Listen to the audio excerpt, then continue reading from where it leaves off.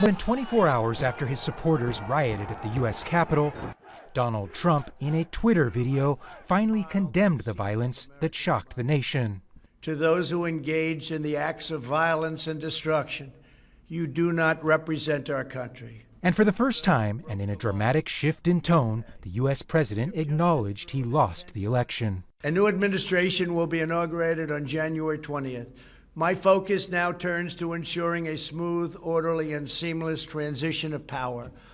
Earlier, incoming U.S. President Joe Biden blamed Trump for unleashing what he called an assault on American democracy and lambasted the pro-Trump rioters.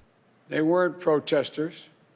Don't dare call them protesters. They were a riotous mob, insurrectionists, domestic terrorists. On Thursday, a cleanup inside the nation's capital and a return to normal, as most Trump supporters who took part in the rally and subsequent rioting appeared to have left town and headed home. Outside, fencing around the entire Capitol complex to avoid a repeat of the day before. And there was increased security, including the presence of National Guard troops.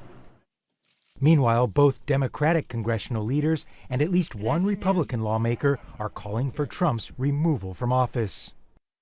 The vice president can invoke the 25th Amendment today, and if the cabinet votes, he's gone. They should do it now. The president has committed an unspeakable assault on our nation and our people. All indications are that the president has become unmoored, not just from his duty, nor even his oath, but from reality itself.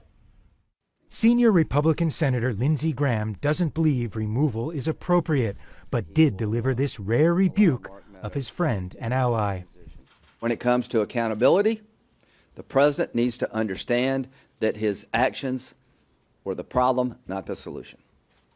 And in the wake of the riots, resignations, including 2 cabinet members, Transportation Secretary Elaine Chao and Education Secretary Betsy DeVos.